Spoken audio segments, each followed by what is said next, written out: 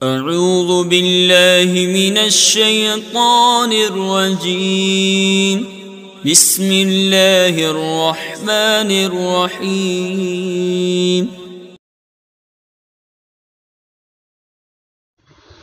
بسم اللہ الرحمن الرحیم۔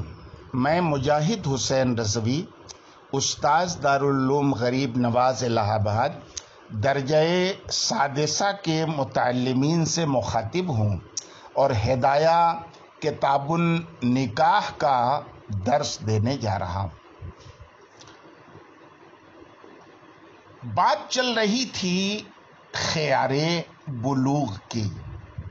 خیار بلوغ ہی سے متعلق آج ایک مسئلے کا بیان ہے اور اس بیان سے متعلق صاحب ہدایہ کی عبارت یہ ہے: ثم الفرقۃ بخیار البلوغ لیست بطلاق لأنها تصح من الانثى ولا طلاق الیہا وکذا بخیار العتق لما بینا بخلاف المخیرہ لأن الزوج هو الذي ملکها وهو مالک للطلاق۔ اس عبارت میں جو مسئلہ بیان کیا گیا ہے وہ مسئلہ یہ ہے، آپ پہلے پڑھ چکے ہیں کہ اگر صغیر اور صغیرہ کا نکاح غیر ابو جد کر دیں تو یہ نکاح نافذ تو ہوتا ہے لیکن لازم نہیں ہوتا، بلکہ بوقت بلوغ صغیر اور صغیرہ کو اس نکاح کو برقرار رکھنے کا یا اس نکاح کو فسخ کر دینے کا، عقد نکاح کو ختم کرنے کا اختیار ملتا ہے۔ اس کے سارے مسائل تفصیل سے آپ پڑھ چکے ہیں۔ آج جو مسئلہ بیان کیا جا رہا وہ یہ ہے کہ خیار بلوغ کی وجہ سے میاں بیوی میں جو فرقت ہوتی ہے، چاہے صغیر ختم کر دے یا صغیرہ ختم کر دے، شرعاً اس کا شمار طلاق میں نہیں ہوتا، خواہ دخول سے پہلے ہو یا دخول کے بعد ہو۔ کیوں؟ اس لیے کہ یہ فرقت صرف مرد کی طرف سے نہیں ہوتی، صرف شوہر کی طرف سے نہیں ہوتی، بلکہ یہ فرقت عورت کی طرف سے بھی ہو سکتی ہے، بیوی کی طرف سے بھی ہو سکتی ہے۔ اور جب عورت کی طرف سے ہو سکتی ہے اور ہم اس فرقت کو طلاق مان لیں تو گویا کہ ہم نے عورت کو بھی طلاق کا حق دے دیا، یعنی اس کے طرف سے ایقاع طلاق ثابت مان لیا، حالانکہ ہے نہیں ایسا۔ بیدہ عقدۃ النکاح، نکاح کی گرہ یہ شوہر کے ہاتھ میں ہوتی ہے، عورت کے ہاتھ میں نہیں ہوتی ہے۔ تو اب اس فرقت کو آپ طلاق نہیں مان سکتے کیونکہ طلاق کا حق شریعت نے مرد کو دیا ہے، عورت کو نہیں دیا ہے، اور اگر اس کو طلاق آپ مان لیں تو اس حق کو عورت کے لیے ثابت ماننا پڑے گا، ہے نا؟ اچھی بات ہے، اچھی بات ہے۔ یہی حال جو خیار بلوغ کا ہے، خیار عتق کا بھی ہے۔ پڑھ چکے ہیں آپ مسئلہ کہ اگر کسی نے باندی سے نکاح کیا، نکاح کے بعد باندی کے مالک نے اسے آزاد کر دیا تو خیار عتق ملتا ہے۔ وہ باندی چاہے تو نکاح برقرار رکھے اور چاہے تو نکاح کو ختم کر دے، یہی خیار عتق کہلاتا ہے۔ تو اب اگر یہ باندی جو اب آزاد ہو گئی ہے وہ نکاح کو ختم کرنا چاہتی ہے، اور اس کے ختم کرنے سے جو فرقت ہوگی زوجین کے مابین، یہ فرقت بھی طلاق نہیں ہے، یہ فرقت بھی طلاق نہیں ہے، ہے نا؟ کیوں؟ اس لیے کہ اس کو اگر طلاق مانیں گے تو وہی پہلی والی خرابی لازم آئے گی جو خیار بلوغ کی بنیاد پر فرقت والی صورت میں خرابی لازم آ رہی تھی، اور وہ خرابی کیا تھی؟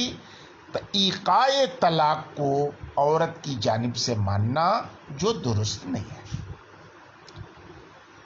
اب ایک سوال پیدا ہوا کہ کبھی ایسا ہوتا ہے کہ شوہر عورت کو طلاق کا اختیار دے دیتا ہے، کہہ دیتا اختاری نفسک، اپنے نفس کو اختیار کر۔ اگر اختیار وہ کر لے تو اس کو کیا مانا جاتا ہے؟ طلاق مانا جاتا ہے۔ اور یہ ہوا کس کی طرف سے؟ عورت کی طرف سے۔ تو آپ کیسے کہتے ہیں عورت کی طرف سے ایقاع طلاق نہیں ہوتا؟ تو اب اس کا جواب یہاں سے دیا کہ دیکھو، اس مسئلے میں یعنی خیار بلوغ اور خیار عتق کی صورت میں جو فرقت ہوتی ہے وہ طلاق نہیں ہے، اور مخیرہ کے اختیار کرنے کی بنیاد پر، اپنے نفس کے اختیار کرنے کی بنیاد پر جو فرقت ہوتی ہے وہ طلاق کیوں ہوتی ہے؟ اس میں فرق ہے۔ اس لیے کہ یہاں پر عورت نے از خود طلاق نہیں دیا ہے، بلکہ وہ شوہر جس کے ہاتھ میں نکاح کی گرہ ہے، جو طلاق کا مالک ہے، اس مالک طلاق نے اپنی بیوی کو طلاق کا مالک بنا دیا ہے، طلاق اختیار کرنے کا حکم دیا ہے۔ تو یہاں اگرچہ طلاق عورت کے لفظ سے پڑ رہی ہے، مگر اصل طلاق شوہر کی طرف سے پڑ رہی ہے، کیونکہ آمر وہی ہے، اس لیے حکم ایقاع طلاق کا شوہر کی طرف لوٹے گا، ہے نا؟ اور چونکہ وہ خود طلاق دینے کا اہل ہے، اس لیے اس صورت میں مخیرہ کی فرقت طلاق شمار ہوگی، اور یہاں حقیقتاً ایقاع الطلاق من المرأہ نہیں ہوگا، اور یہ والی خرابی لازم نہیں آئے گی۔ بہرحال صاحب ہدایہ نے خیار بلوغ اور خیار عتق کی فرقت کو طلاق نہیں مانا ہے۔ ان کی اس عبارت سے ہدایہ کے دو بڑے شارح علامہ بدر الدین عینی علیہ الرحمہ اور صاحب بنایہ علیہ الرحمہ نے دو فائدوں کی نشاندہی کی ہے۔ پہلا فائدہ یہ ہے کہ اس فرقت کو طلاق نہ ماننے میں ایک فائدہ یہ ہے کہ اگر یہ صورت قبل دخول پیش آئی تو شوہر پر کچھ بھی مہر واجب نہیں ہوگا، حالانکہ اگر اسے طلاق مانتے تو قبل دخول طلاق کی صورت میں نصف مہر واجب ہوتا۔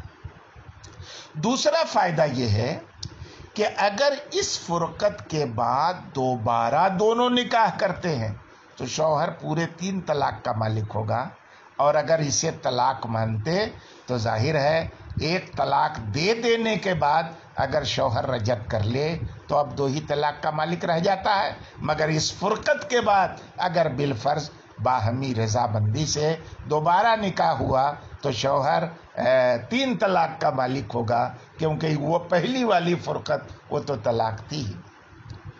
اب جب آپ نے یہ تشریح سماعت فرما لی تو اب عبارت کا سلیس ترجمہ دیکھ لیں۔ ثم الفرقۃ بخیار البلوغ لیست بطلاق، پھر خیار بلوغ کی بنیاد پر پیدا شدہ فرقت یہ طلاق نہیں ہے۔ کیوں طلاق نہیں ہے؟ لأنها تصح من الانثى، کیونکہ یہ فرقت عورت کی طرف سے صحیح ہے اور طلاق عورت کے سپرد نہیں ہے، ولا طلاق الیہا۔ وکذا بخیار العتق، اور اسی طرح سے خیار عتق کے ذریعے بھی فرقت طلاق نہیں ہے، لما بینا، اسی وجہ سے جو ہم نے بیان کیا، یعنی عورت کی طرف سے اس کی صحت بخلاف مخیرہ کی، جسے اختیار دیا گیا، کس چیز کا؟ اپنے نفس کو اختیار کرنے کا، کیونکہ زوج وہی ہے زوج ہی وہ ہے جس نے عورت کو اس بات کی ملکیت اور اس بات کا اختیار دیا، اور وہی یعنی شوہر طلاق کا مالک ہے۔ تو جو طلاق کا مالک خود ہے وہ دوسرے کو طلاق کا مالک بنا سکتا ہے۔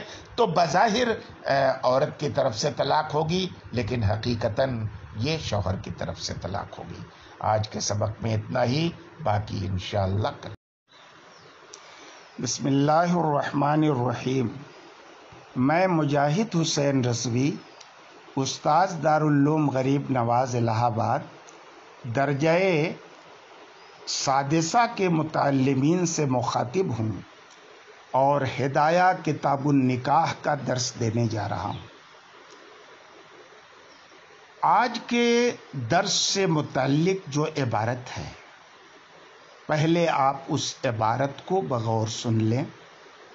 صاحب ہدایہ کہتے ہیں وَإِن مَاتَ أَحَدُهُمَا قَبْلَ الْبُلُوغِ وَرِثَهُ الْآخَرُ وَكَذَا إِذَا مَاتَ بَعْدَ الْبُلُوغِ قَبْلَ التَّفْرِيقِ لِأَنَّ أَصْلَ الْعَقْدِ صَحِيحٌ وَالْمِلْكُ الثَّابِتُ بِهِ انتهى بِالْمَوْتِ بخلاف مباشرة الفضول إذا مات أحد الزوجين قبل الإجازة لأن النكاح ثم موقوف فيبطل بالموت وها هنا نافذ فتقرر به۔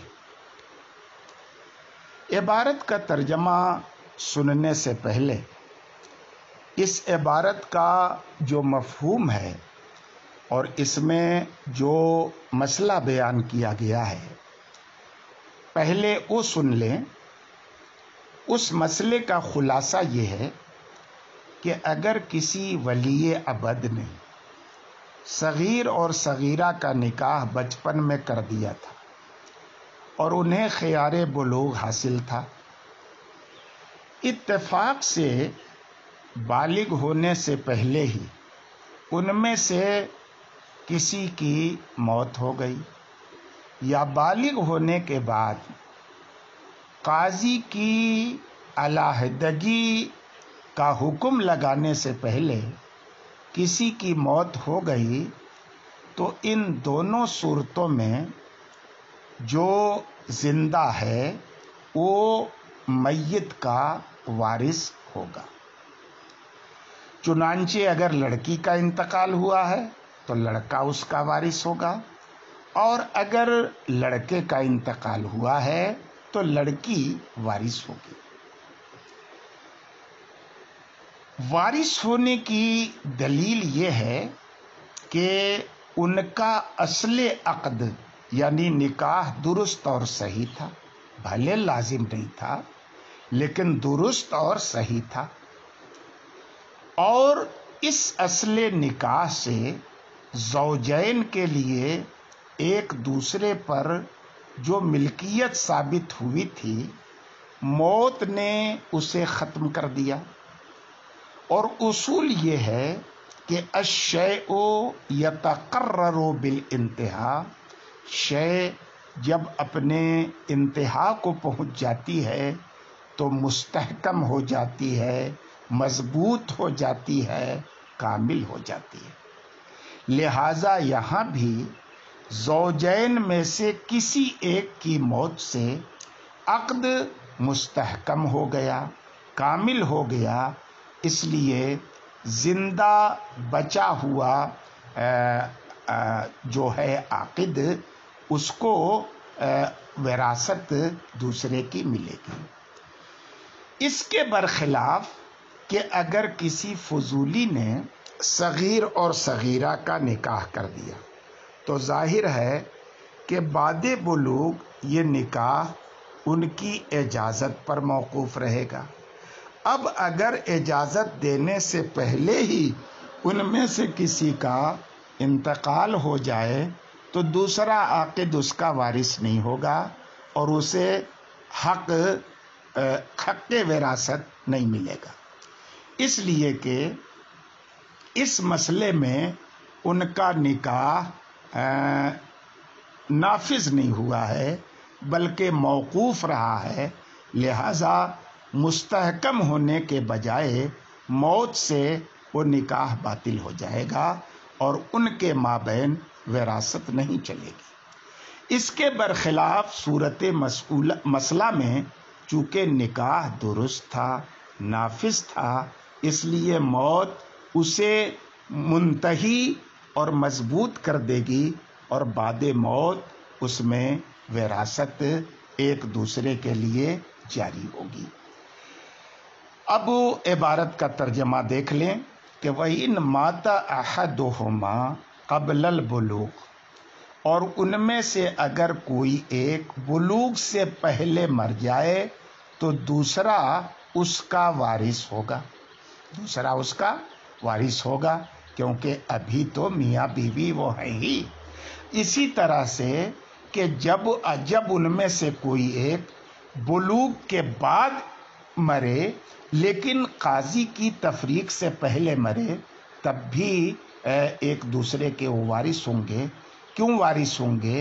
کیونکہ اصل عقد صحیح ہے اور عقد کے ذریعے جو ملک ثابت تھا یعنی خیار بلوغ وہ ختم ہو گیا موت سے، اب خیار حاصل نہیں رہا، بخلاف فضولی کے نکاح کرانے کے، کہ جب کسی فضولی نے کسی صغیر اور کسی کا نکاح کرا دیا اور احد الزوجین اجازت دینے سے پہلے مر جائے تو ایک دوسرے کے وارث نہیں ہوں گے۔ کیوں وارث نہیں ہوں گے؟ کیونکہ نکاح یہاں پر ابھی نافذ ہوا ہی نہیں ہے، بلکہ ابھی وہ موقوف ہے، اور اب جب دونوں میں سے کسی ایک کی موت ہو گئی تو اب اجازت کا وقت ہی ختم ہو گیا، تو اب یہ نکاح مستحکم ہونے کی بجائے سرے سے باطل ہو جائے گا۔ اور یہاں یعنی صورت مسئلہ میں کہ جب صغیر اور صغیرہ کا نکاح ولی ابد نے کرایا تھا تو یہ نکاح نافذ تھا، خیار بلوغ بھلے ان کو حاصل تھا لیکن یہ خیار بلوغ موت کی وجہ سے ختم ہو جائے گا، اور موت کی بنیاد پر اس نکاح کے اندر استحکام پیدا ہو جائے گا، اور جب استحکام پیدا ہو گیا تو اب ایک دوسرے کے وارث ہوں گے۔ آج کے سبق میں اتنا ہی، باقی انشاءاللہ کل کے سبق میں۔ بسم اللہ الرحمن الرحیم۔ میں مجاہد حسین رضوی، استاذ دارالعلوم غریب نواز الہ آباد، درجہ سادسہ کے متعلمین سے مخاطب ہوں اور ہدایہ کتاب النکاح کا درس دینے جا رہا ہوں۔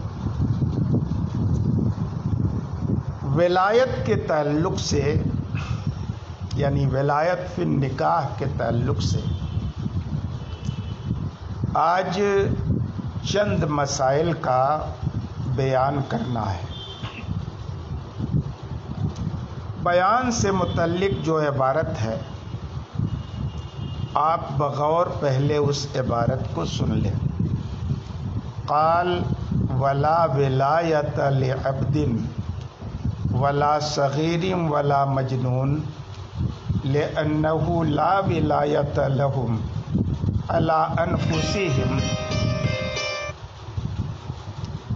فأولا ألا يثبت على غيرهم ولأن هذه ولایت نظریہ ولا نظر فی التفویض إلى هؤلاء ولا ولایت لکافر علی مسلم لقوله تعالی ولن یجعل اللہ للکافرین علی المؤمنین سبیلا ولہذا لا تقبل شہادته علیہ ولا یتوارثان اما الکافر فیثبت له ولایت الانکاح علی ولده الکافر لقوله تعالی والذین کفروا بعضهم اولیاء بعض ولہذا تقبل شہادته علیہ ویجری بینہم التوارث۔ عبارت کا ترجمہ کرنے سے پہلے اس عبارت کی تشریح آپ سماعت کر لیں۔ پہلی بات یہ کہ ولایت دو طرح کی ہوتی ہے۔ ایک ہوتی ہے ولایت متعدیہ اور دوسری ولایت ہوتی ہے ولایت قاصرہ۔ ولایت قاصرہ کا مطلب یہ ہے کہ انسان کو اپنی ذات پر ولایت حاصل ہو، اور ولایت متعدیہ کا یہ مطلب ہوتا ہے کہ اپنی ذات کے ساتھ ساتھ دوسروں پر بھی ولایت حاصل ہو۔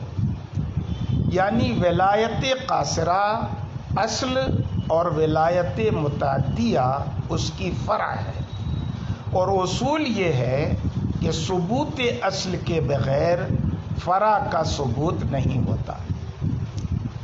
اب عبارت کا آپ مفہوم سمجھیں کہ بچہ، غلام، مجنون یعنی پاگل، ان تینوں کو کسی دوسرے پر ولایت یعنی ولایت متعدیہ یہ حاصل نہیں ہے، اور اس لیے حاصل نہیں ہے کہ انہیں تو خود اپنی ذات پر ولایت قاصرہ بھی حاصل نہیں ہے۔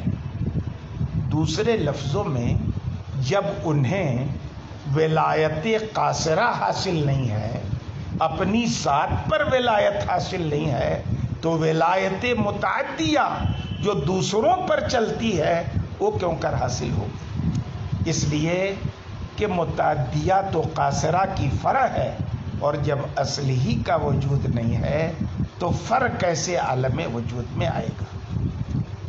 ان تینوں کے لیے ولایت نکاح کے عدم ثبوت کی دوسری دلیل یہ ہے کہ ولایت نکاح کا دار و مدار شفقت پر ہے، اور یہ شفقت صغیر اور صغیرہ کے لیے اچھا اور ہم کفو رشتہ تلاش کرنے سے متحقق ہوگی، اور صغیر اپنے صغر سنی اور مجنون اپنے پاگل پن اور غلام اپنے آقا کی خدمت میں مشغول ہونے کی وجہ سے نفس رشتہ تلاش کرنے سے عاجز ہے، چہ جائے کہ وہ کفو کی تلاش کرے۔